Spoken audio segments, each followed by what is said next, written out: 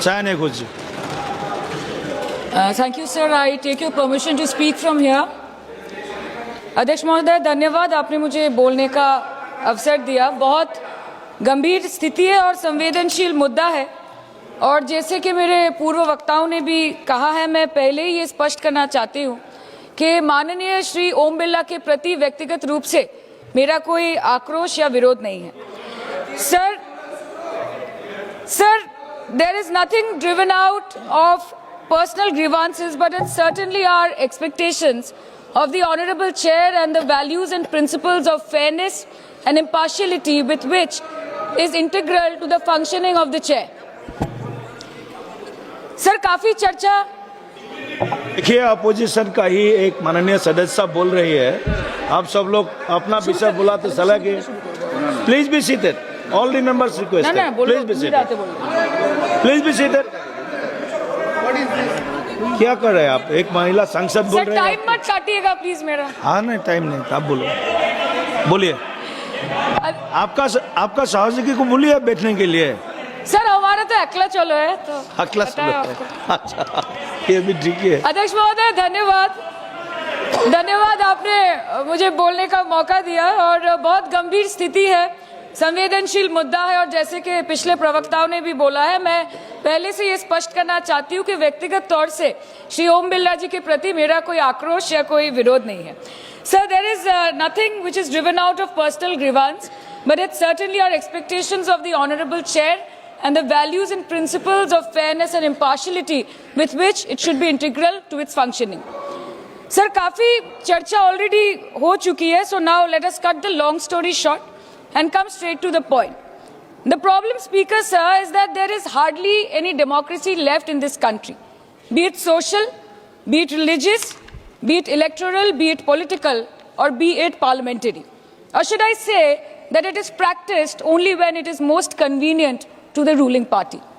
Sir, 2014 के पहले सदन कैसे चलता था उस पर मुझे ज्यादा ज्ञान नहीं है, क्योंकि मैं तब वहां थी नहीं। But in the past 2 years, I have seen ideologies being sidelined, opinions being crushed, and voices of the opposition being throttled in broad daylight in this country and within the four walls of this august house. हम दूसरों के हक के लिए क्या लड़े sir, जबकि विपक्ष के सांसदों को खुद अपने हक के लिए सदन में लड़ना पड़ रहा है। पिछले 7 सालों से आपने डेप्यूटी स्पीकर का पोस्ट खाली रखा। क्यों? क्योंकि आप नहीं चाहते कि इस तरफ से कोई उठकर उस चेयर में बैठे। So there is no scope for a healthy discussion और अ डिबेट। एक साल में कितनी बार ये संसद मिलती है? The number of sittings have been reduced drastically. 2009 से 2014 के बीच 15th लोकसभा में 356 दिन ये हाउस चली, सालाना 61 दिन, और 2019 से 2024 के बीच 5 साल में सिर्फ 274 दिन, average 55 days yearly, making it the shortest full term Lok Sabha since 1952। 2025 के मॉनसून सत्र में निर्धारित 120 घंटों में सिर्फ 37 घंटे लोकसभा और सिर्फ 41 घंटे राज्यसभा की कार्रवाई चली।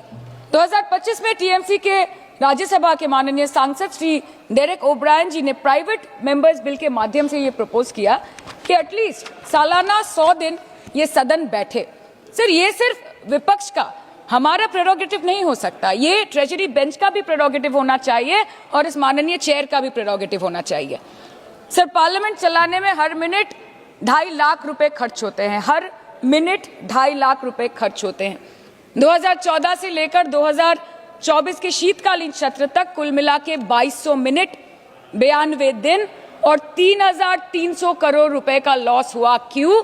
क्योंकि आप नहीं चाहते थे कि महत्वपूर्ण विषयों पर चर्चा हो।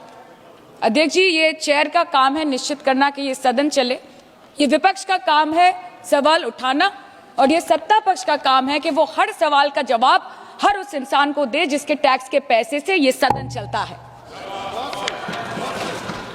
परंतु ये बोलते हुए मुझे खेद है कि सरकार ने इस देश के पॉलिसी मेकिंग प्लेटफॉर्म को अपना एडवर्टाइजमेंट पोर्टल बना दिया है। And they are manipulating this honourable chair to silence the opposition and this august house to blow their own whistle, and they are trying to murder parliamentary democracy by rendering institutions toothless. Sir CAG reports बनना बंद हो गई है. The number of CAG reports tabled in parliament has reduced from 53 in 2015 to merely 18 reports in 2023. Public accounts committee का काम क्या है sir?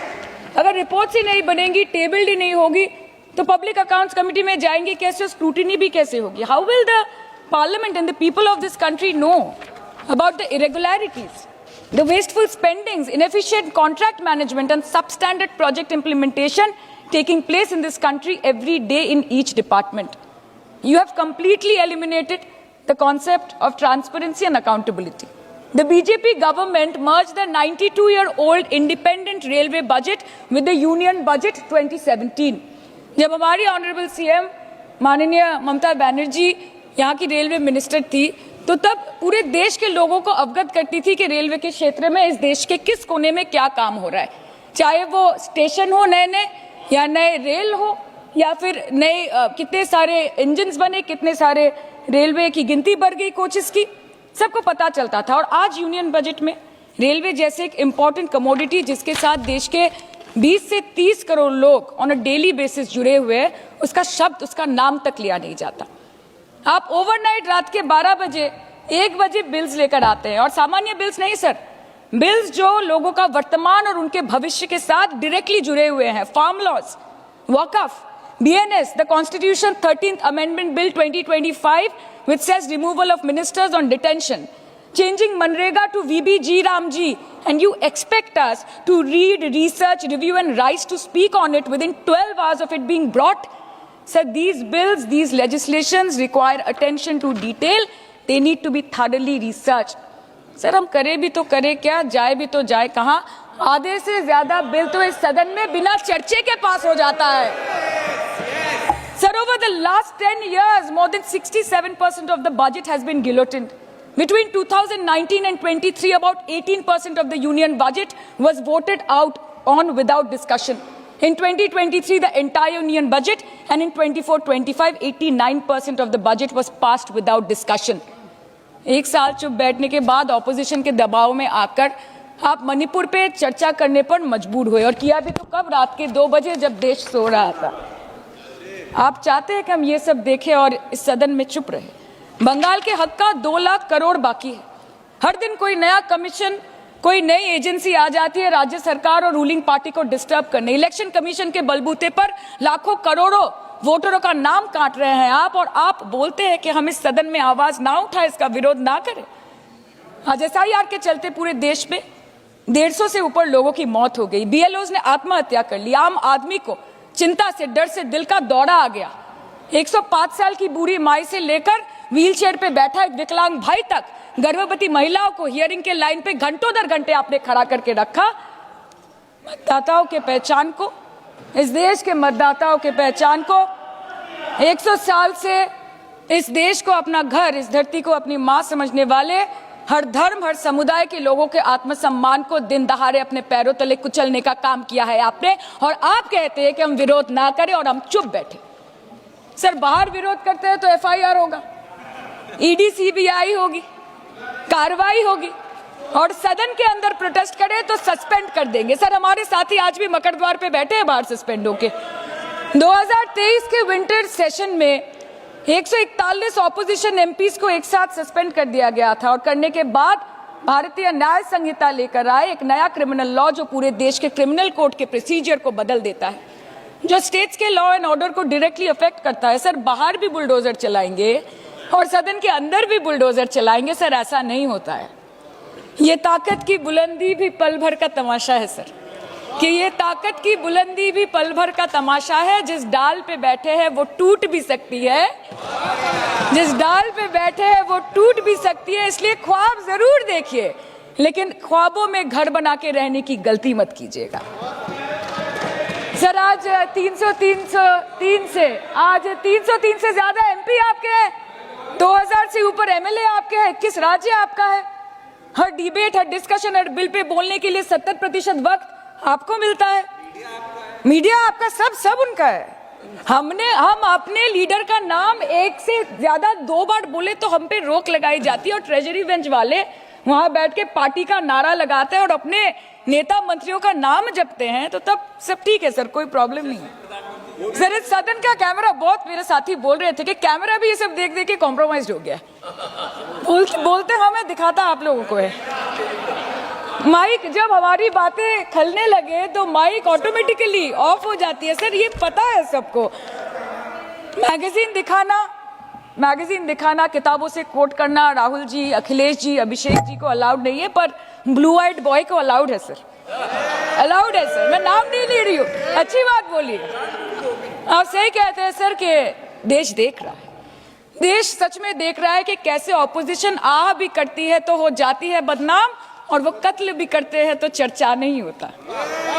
और हम मानते हैं कि एलओपी का सलाहकार कोई नहीं है सर, परंतु प्रधानमंत्री जी का सलाहकार बनके उनको सदन में आने से रोक दिया ये कहकर कि महिला सांसदों से उनको खतरा है। सर आपने तो हमको देशवासियों के सामने आतंकवादी बना दिया, और जबकि असली आतंकवादी इस देश में साइकिल चला के घुस जाते हैं और पैदल वापस चले जाते हैं, आप उनको रोक नहीं पाते।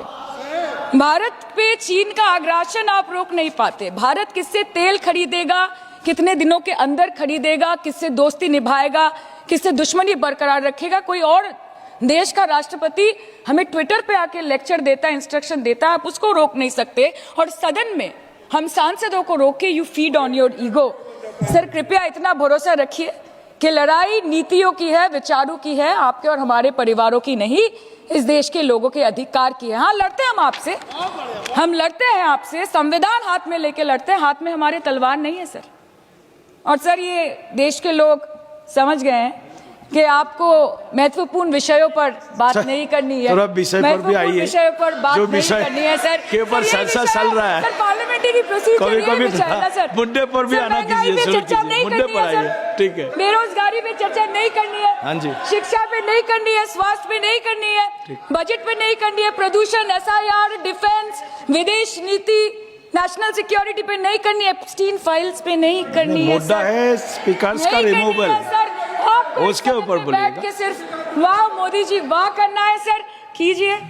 पर आपसे विनती इतनी है कि डेमोक्रेसी को बचाइए और कृपया इस सदन को किसी पार्टी ऑफिस मत बनने दीजिए सर, यही दरख्वास्त है। क्योंकि ये सदन जैसे हमारे आदरणीय प्रधानमंत्री के लिए मंदिर है, वैसे हमारे लिए भी मंदिर है, और गणतंत्र हमारी पूजा है, संविधान हमारी गीता है। और इस मंदिर में बैठ के अगर कोई झूठ बोले और गीता पे हाथ रखे, कोई अन्याय करे, तो sir all India Trinamool Congress जो इस देश की 3rd लार्जेस्ट ऑपोजिशन है, that will surely not pander or surrender to your step motherly or should I say step fatherly attitude। अंत में अध्यक्ष महोदय मैं पुनः ये कहना चाहती हूँ कि ओम बिरला सर से व्यक्तिगत रूप से मुझे कोई भी विरोध नहीं है, और मुझे ये बुरा लग रहा है कहते हुए कि मैं पहली बार की सांसद हूँ और मेरे पहले टर्म में उनके विरोध में मुझे ये अविश्वास और अनास्था प्रस्ताव लाना पड़ रहा है। मैं चाहती हूँ कि उनकी चेहरे की हंसी सदैव बरकरार रहे, और इसी संदर्भ में मैं एक शेर कह के अपनी बात खत्म करना चाहती हूँ कि तू लाख बेवफा है मगर सर उठा के चल, कि तू लाख बेवफा है मगर सर उठा के चल, दिल रो पड़ेगा तुझे पशेमान देखकर। Thank you so much. Thank you. Honourable members, ET